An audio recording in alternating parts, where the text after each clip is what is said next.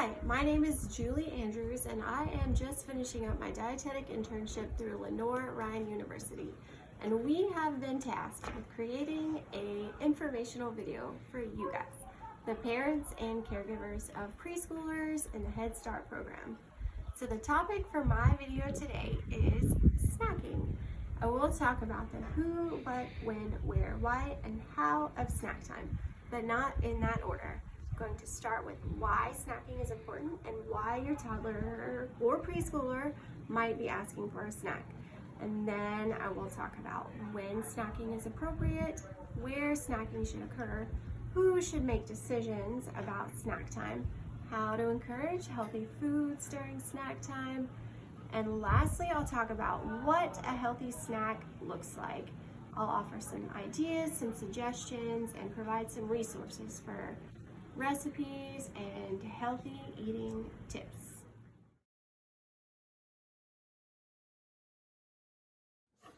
Okay, so let's talk about why snacks are necessary and important for your preschooler. So if you think about it, your child is still growing and developing. They're constantly playing and learning and exploring, and all of these activities require a lot of energy and a lot of nutrients. So snacks are a great way to just fill your diet or your child's diet with healthy foods to ensure that they get all of the nutrients that they need in their day. Snacks are also a great opportunity to add fruits and vegetables.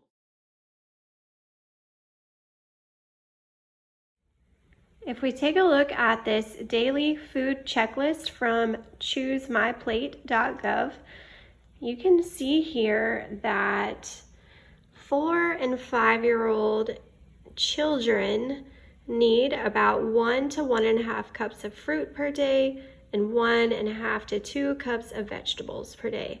So snacks are a great way to ensure that our children are meeting these recommendations. Another reason that having regular scheduled snacks can be beneficial to your child is that it can set early on a healthy habit around snacking, and then that habit can be carried on through the rest of their life. Another thing I'd like to address in thinking about the why of snacking is to think about why our kids might be asking for a snack or why we might be giving them a snack. Oftentimes, children will ask for a snack if they're bored or tired or restless or maybe even thirsty.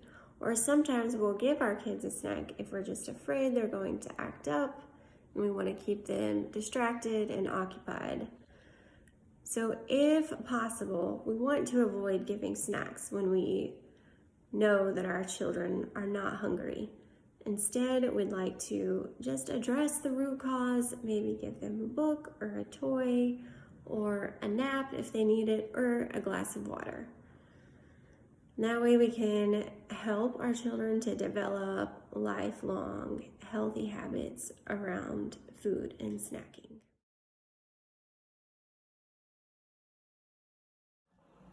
So most preschoolers need 3 meals and 2 snacks per day. You want to serve these snacks at planned, predictable times, and you definitely want to avoid grazing throughout the day because that can lead to overeating. To ensure that your child has a good appetite for meals, it's best to serve snacks 1 to 2 hours after a meal and 1 to 2 hours before the next meal. Okay, so let's talk about where you should be offering your children snacks. Just like at meal times, you should be feeding your children snacks at a designated eating space, such as a table, or somewhere similar, where they can sit down and really focus on their food. Also, you want to avoid feeding your children snacks while they are playing or while they're watching TV, because that can lead to mindless eating.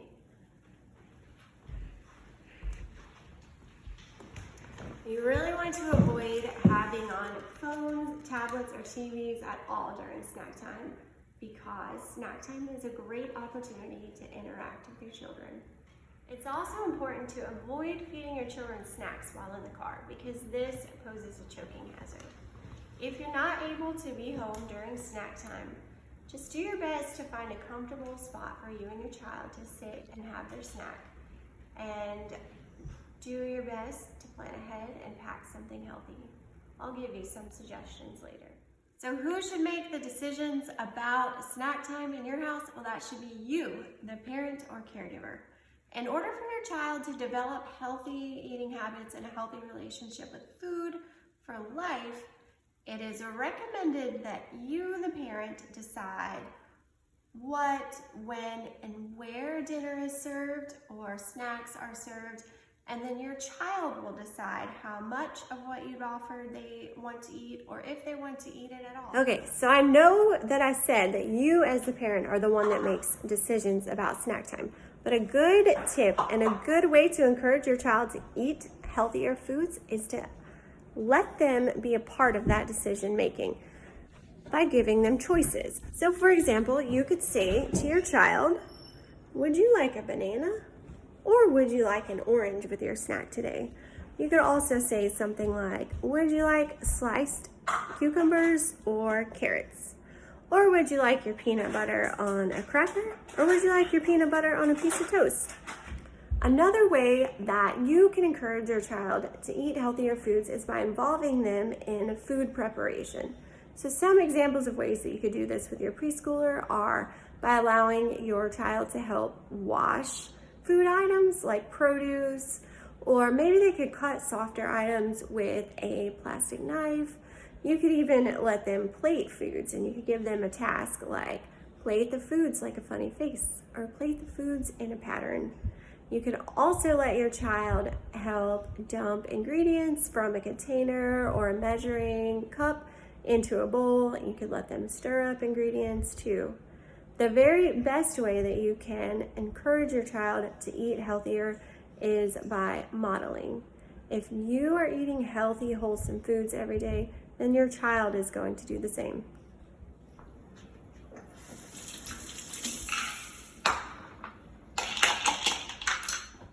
Okay, so far we've talked about why snacking is important, when and where snacking should occur, who makes decisions about snacks, and then how to encourage healthy eating during snack time. So now we're going to talk about what a healthy snack looks like.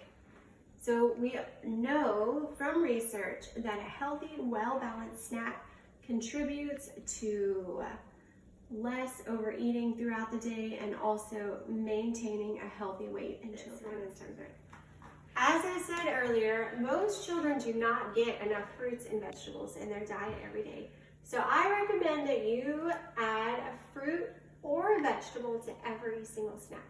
So there are several ways you can do this. You can use fresh fruit or fresh vegetables, or you can serve canned vegetables, canned fruits. If you're purchasing canned fruits though, you want to read the label first and make sure that you're buying fruit that is packed in water or 100% juice and not syrup, because syrup adds a lot of sugar, unnecessary sugar. Okay, so canned fruits and vegetables are good. Frozen fruits and vegetables are also a good thing to keep on hand, and so is dried fruit. You can also substitute 100% juice for a fruit serving, but I recommend you only do this occasionally, like once or twice a week, and you make sure the glasses are pretty small portions, like 4 to 6 ounces, okay? So a great tip for having fruits and vegetables is to go ahead and wash and cut up your fruits and vegetables and just have them ready to go and in the refrigerator, and that way you can just pull them out and put them on your plate, okay? So to add to our fruits and vegetables, we have 2 other food groups. We have some protein foods here, and then we have whole grains. So these protein foods are items that are going to just fill your child up for a little bit longer, right? So you have refried beans, you have peanut butter, nuts, yogurt, cheese and dairy are high in protein, and then you got some eggs here. Hard-boiled eggs are a great option for snack time. Okay, and then with our whole grains, some options are whole wheat bread, whole wheat crackers. So with these items, you make sure on the ingredients it says whole grains or 100% whole wheat flour. Okay, so corn tortillas are a good option. That's also whole grain oatmeal, and then maybe even some graham crackers, okay? So next, I will show you how to combine these items into creative and tasty snacks for your child.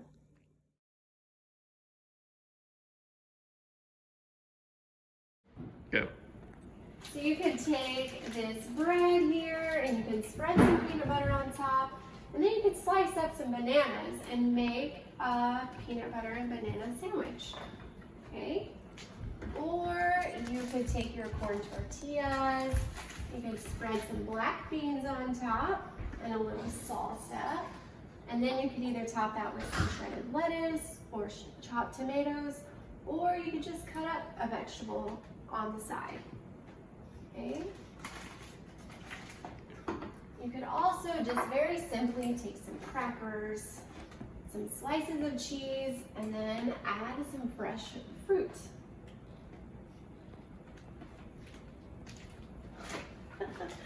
Another option is to cook some oatmeal, and then you can add some nuts into your oatmeal and some chopped up fresh fruit. I recommend apples, but bananas would be good also. Okay, and let's see. You could take some yogurt here. You could add to it some canned fruit, and then you could use that as a dip for some graham crackers. I think your kid would love that. And the last suggestion for today is to just make a piece of toast, spread a little ripe avocado on top, and then slice up a hard-boiled egg and spread that on top too, maybe with some salt and pepper. So I hope these ideas were helpful for you. I will next provide you with some resources that have a lot of recipes and a lot of good healthy eating tips. More questions, or if you just like some more information about a healthy diet and providing healthy foods for your child, you can visit these 3 websites: eatright.org, choosemyplate.gov, and healthychildren.org. Thank you so much for joining me, and thank you for listening. I hope that I've answered your questions and given you some helpful, useful information. I know you guys are doing a great job already, and I know you're going to do great making some healthy, well-balanced snacks for your children.